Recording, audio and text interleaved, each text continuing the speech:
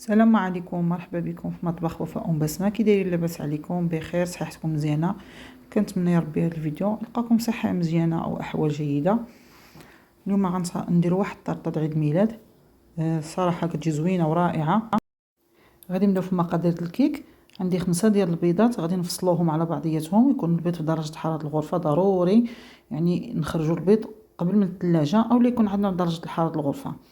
عندي 4 معالق ديال الزيت، 4 معالق ديال الحليب، عندي 200 غرام ديال السكر سنيده تكون رقيقه او نغربلوها الا كانت غليظه، قبيصه د الملح، شويه ديال الفاني، واحد الخماره، وعندي 170 غرام ديال الطحين و30 غرام ديال الكاكاو. الا كنا نديروها هكا يعني كحله، الا كنا نخليوها بالفاني غادي نديرو 200 غرام ديال الطحين، يعني غادي نحيدو الكاكاو ونخليو 200 غرام ديال الطحين. اول حاجه غادي نبداو بها، غادي ناخذ ديك 5 ديال بيض البيض، غادي نديروا له قبيصه ديال الملح وشويه ديال الفاني وغادي نطربوه. يعني بالنسبه للناس اللي عندهم بيض في الثلاجه يخرجوه ليله قبل او يديروه شويه في الماء دافي، يعني حتى يولي يعني في درجه حراره الغرفه. هنا اول حاجه غادي نديرو بها، هنا خصنا نشوفوا الطرب ديالنا ان يكون ناشف، ما فيه لا قطره د الماء، لا بالنسبه للبوليان نخدموا فيه ولا للرجلين، وما تهبط لينا حتى نقطه ديال الصفار د البيض. يعني خصنا غير البيض البيض يعني يكون بوحدو، ما تهبط فيه حتى شي نقطه ديال الصفار، باش الوصفه ديال هاد اللاير كيك تنجح معنا.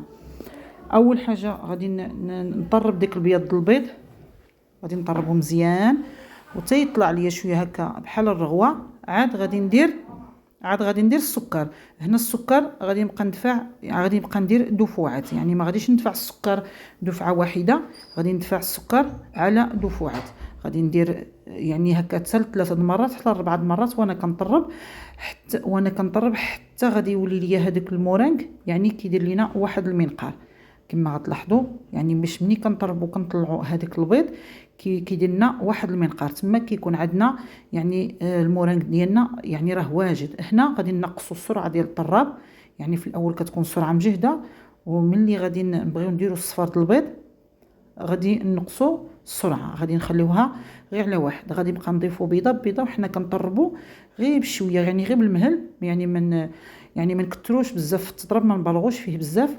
هنا غادي نبقى نزيدوه ديك الزيت بحال الخويط، يعني هنا 4 المعالق غادي نبقى نضيفهم وانا كنطرب غير بشويه، يعني كما قلت لكم ما تبالغوش في التطراب بزاف.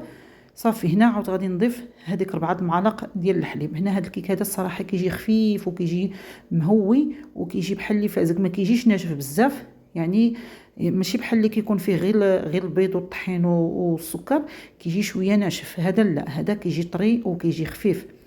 صراحه انا هذا هو المعتمد عندي وكيعطيني نتيجه زوينه.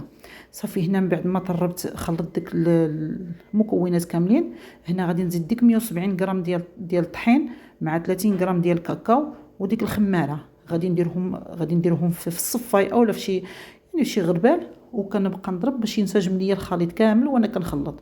هنا من بعد ما خلطت وجد ليا الخليط، هنا اللي بغى يدير مول واحد يديروا في المول واحد. هنا بالنسبه للطياب كيشد وقت طويل، انا هنا كنقسمو على جوج باش كيطيب ليا بسرعه وكيعطيني نتيجه مزيانه، باش ما كيبقاليش الخليط ديالي الا ملي كنديروه في مول واحد. هنا عندي المول ديال 18، هنا انا عندي غير واحد. هنا عندي كاسرونه قديمه، يعني شديتها لقيت العبار ديالها بحال المول، يعني درت فيها الكيك وفرشت له الكاغيط، هانتو شي الزبده وفرشت له الكاغيط ودرتهم وسخنت الفران مزيان. ملي غادي ندخل الكيك ديالي غادي نقص، غادي نخليه بحال الشكل ما كنطيبوا الكيك. هنا كيطيب لي الكيك ديالي بسرعه، يعني ما كيشدليش وقت طويل بزاف.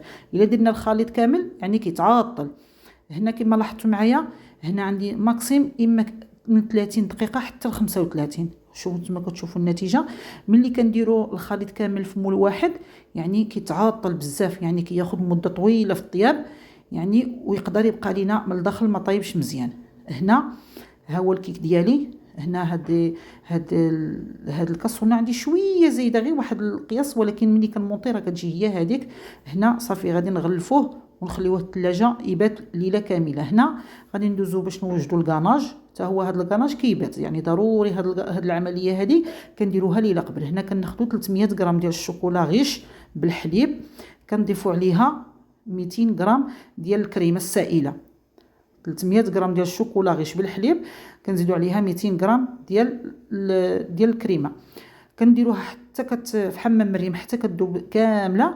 وهنا كنضيفوا عليها 300 غرام ديال الكريمه تكون بارده، يعني المجموع بين هذا الكاناج 300 غرام ديال الشوكولا غيش بالحليب زائد 500 غرام ديال الكريمه السائله، يعني كنقسموها على جوج. كنديروا في الاول في الباماغي مع الشوكولا 200 غرام مع 300 غرام الشوكولاط، ملي حتى كيذوب لينا وكنلقاو ان الشوكولاط لينا داب ما بقات فيه لا حبيبات لا حتى شي حاجه، يعني الشوكولاط دايب مزيان، عاد كنزيدوا ديك 300 غرام ديال الكريمه السائله، وكنبقى نخلطو وكنحركو مزيان حتى كنحسوا اننا يعني الشوكولاط يعني داب تماما.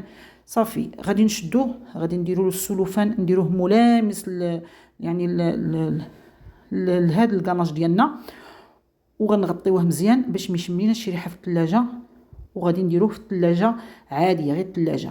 هذا الكاناج وهذا الكيك ضروري نديروهم النهار قبل ما نمونطيو الحلوه ديالنا، يعني بحال دابا نديروهم اليوم لغدا عاد نخدموهم، يعني باش كنحصلوا على نتيجه يعني مرضيه، يعني ويطلع لنا الكاناج ديالنا والكيكه ديالنا باش يعني كتعاونوا ملي كنقطعوها ما كتفرتس ما والو.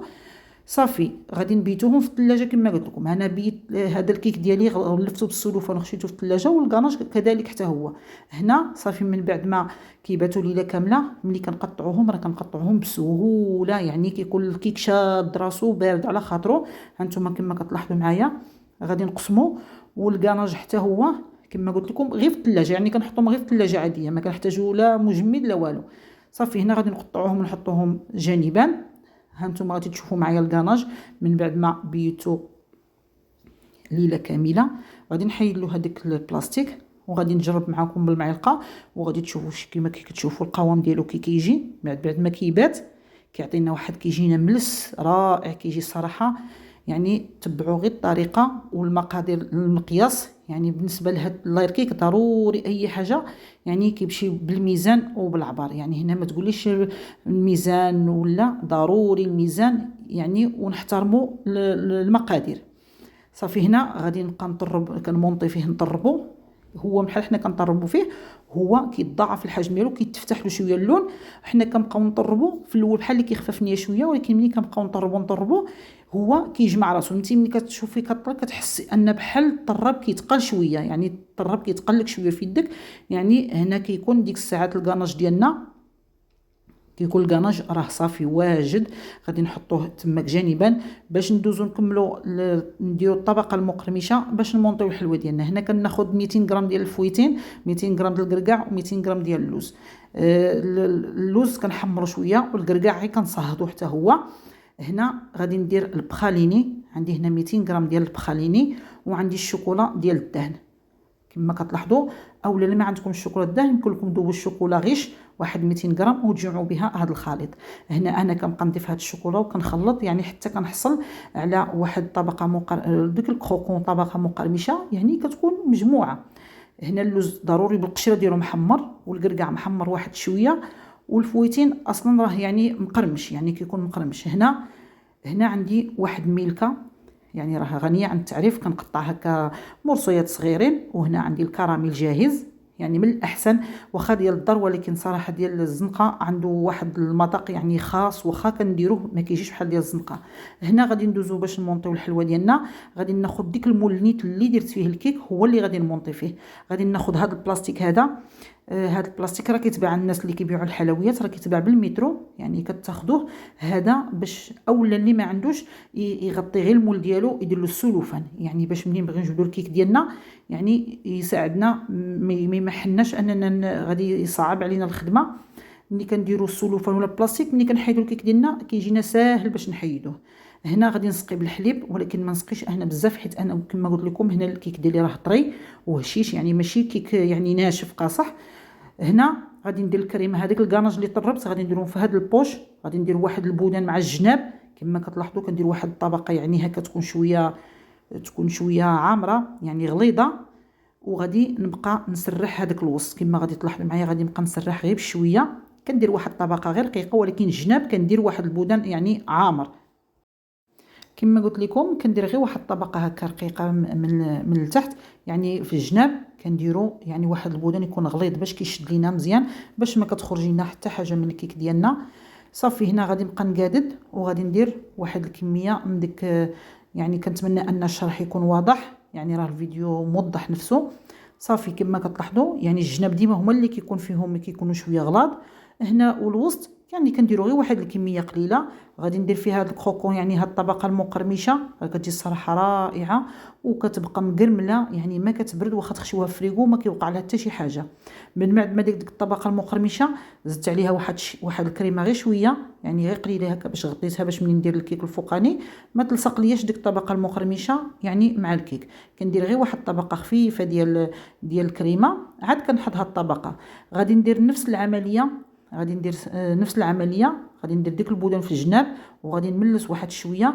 هنا ما غاديش ندير هذا الكروكون يعني هذه الطبقه المقرمشه، هنا غادي نشد الكراميل وغادي نكب هنا واحد الكميه هكا تكون معقوله، يعني غادي نفرغ، غادي نديروا جوج طبقات ديال هذا الكروكون وغادي نديروا طبقه ديال الكراميل، يعني كيعطينا واحد المذاق رائع. الصراحه ما غاديش نشكره لكم، ولكن ملي غادي تجربوها وتذوقوها عاد تعرفوا، لان يعني المذاق صراحه روعه. هنا غادي نشد هذيك ميلكه اللي قطعت هكاك مرصويات صغارين مربعات. هنا يمكن لكم اللي ما عندوش يدير غير هاد، يخلي غير الكراميل، يعني الا ما عندكمش هاد ميلكه. صافي انا غادي نشد هنا عاوتاني نفس الطبقه، غادي نغطي، غادي كما لاحظتوا شي انا هنا كنغلط ديك البودان مع الجناب، يعني كنغلظوه باش يعني هذا كيكون بحال واحد الحاجز، يعني باش ما تخرج ليناش الحشوه يعني وديفورما لينا الحلوه. صافي هنا ملي درتها وغطيت ديك الكيك ديالي كما لاحظتوا، درت لها عاوتاني ديك الطبقه شويه ديال الكريمه. هنا غادي ندير هذيك الطبقه المقرمشه يعني الاخرانيه، هنا عندي 4 طبقات، يعني نفس الخدمه اللي كنخدموا من الاول حنا طالعين. شنو اللي كنبدلوا؟ غير الطبقات المقرمشين كنبدلوا، كنديروا هذه الطبقه المقرمشه في الاول وفي الثاني كنديروا كراميل، وهاد الاخرانيه كنديروا نفس الطبقه الاولى. كما كتلاحظوا ديما كنديروا دوك البودان هكا في الجناب باش كيجينا طالع. صافي غادي ندهنوا بواحد شويه، كنغطي له غير ديك الطبقه المقرمشه كنغطي عليها غير شويه. صافي هنا كنسقي الكيك ديالي من الجهه اللي غتكون ملامسه للكريمه، كنسقيها وكنقلب الكيك ديالي، يعني الجهه الفوقانيه راه ما غاديش نسقيوها. كما كتلاحظوا هنا ها نتوما شفتوا هذاك البلاستيك اللي عندي كيجيني قد يعني العبار ديالو كيجي قد الحلوه نيشان، يعني 4 طبقات. هنا غادي نغلفوا الحلوه ديالنا، غادي نخليوها في الثلاجه على الاقل 4 سوايع ولا اكثر. انا درتها صراحه، انا هاد الحلوه هذه درتها على 3 ديال المراحل. النهار الاول درت الكيك ودرت الكاناج، ونهار الثاني مونطيت وغلفتها كما كتلاحظوا هكا معايا في السلوفان وبيتها في الثلاجه.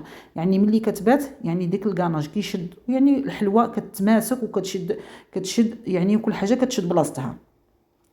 هنا من بعد ما داز النهار الثاني، هنا غادي نشد يعني هاد الكاري الذهبي باش غادي نحطوا فيه الحلوه ديالنا.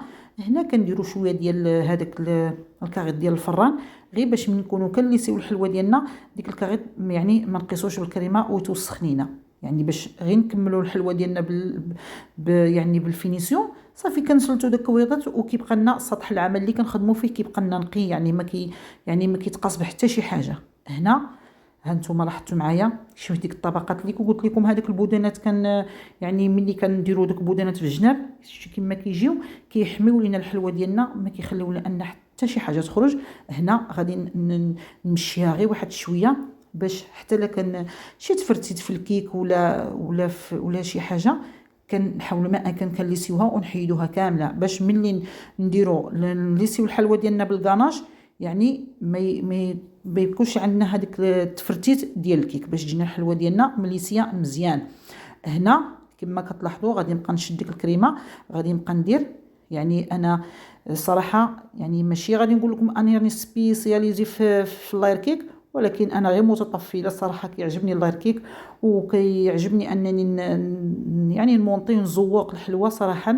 يعني قلت علاش لا حتى انايا نجرب حظي، يعني نتمنى ان ولكن صراحه خرجت نتيجه رائعه. ولكن بنادم مع الاستمراريه ومع الخدمه بنادم هكا كل مره يعني راه كيولي محترف، يعني بلا واخا غير هو الكيك كيبغي شويه ديال الخاطر، شويه ديال الصبر والماتيريال. يعني ضروري هكا، يعني اللوازم باش نخدمو خص ضروري يكونوا متوفرين، يعني باش كيعاونوك. يعني الا ما كانوش كاينين بالنسبه للكيك يعني كيبغي صراحه شويه ديال هذا الماتيريال باش كنخدمو.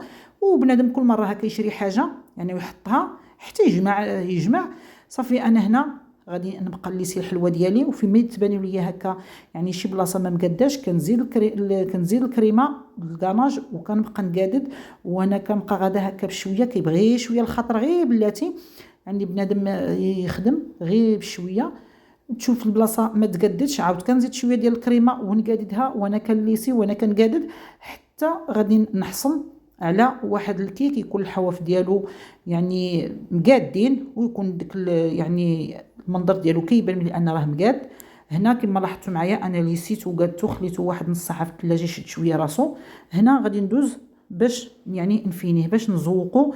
هنا كما غتلاحظوا انا غنشد هنا هاد شويه ديال العقيق، هاد اللي كيكونوا فيه النجيمات وفيه الاقراص. يعني صراحه يعني الاشكال ديالهم زوينين، راه كاينه بالالوان. انا ما قلت غادي ندير يعني غادي ندير في الذهبي، يعني اخترت انني نمشي يعني الزوق في الذهبي. هنا درت هاد شويه ديال هذاك العقيق غير مع الجناب. يعني نتوما الا كان زعما عندكم متوفر يمكن لكم تدوروها على الجناب كاملين. انا درت غير الجنب اللي غادي يكون في المقدمه. هنا درت واحد المكرونه وحده قسمتها على جوج، يعني ما فيها لا كاناج لا والو. درت لها واحد شويه ديال الملمع، يعني هكا عطيتو شويه يعني الذهبي صافي. هنا غادي ندير هاد الورده غنديرها هنا في الجناب. من بعد ما تندير الكريمه عاد يعني غادي ندير ديك الورده تماك. هنا خديت هاد الوريدات هادو هكا كنزوقوهم. راكم ما كتعرفوا الله الكيك يعني راه دابا الاغلبيه كلشي كيمشي بهذا الزواق الورد، ويعني بزاف ديال الاشكال. يعني نتوما كيبقى لكم اختيار تزوقوا باش ما بغيتو. كما قلت لكم هنا غادي ندير هذاك الوريدات هنايا مع الجناب. وهنا غادي نخلي واحد بليصه يعني فين نغرس هذيك ديك الورده ديالي كما اللي وريتكم. غادي نخلي لها واحد بليصه، يعني نخليها واحد شويه ديال الاتساع فين نغرسها صافي. هنا غادي ندير هاد الوريدات مع ديك الودات الصغيورين. هنا غادي ندير واحد الحبيبات ديال العقيق في الذهبي فوق ديك الرويصات ديال الحلوه، وكنهبطهم كنبرك عليهم هكا شويه صافي. وغادي ندير واحد الحبات ديال لي ماكارون هكا غير في الوسط مع الجناب، وواحد شويه ديال الورق الذهبي غادي نبقى نرشو. يعني الزواق ماشي يعني زواق بسيط، يعني نتوما تفنوا كما بغيتو. من بعد ما كملت الزواق ديالي ها هو الشكل النهائي اللي خرج في الحلوه ديالي. من بعد درت كما قلت لكم هذاك شويه الورق الذهبي مع هاد الوريدات هادو. الصراحه كنتمنى هاد الفينيسيون ديال هاد الحلوه يعجبكم.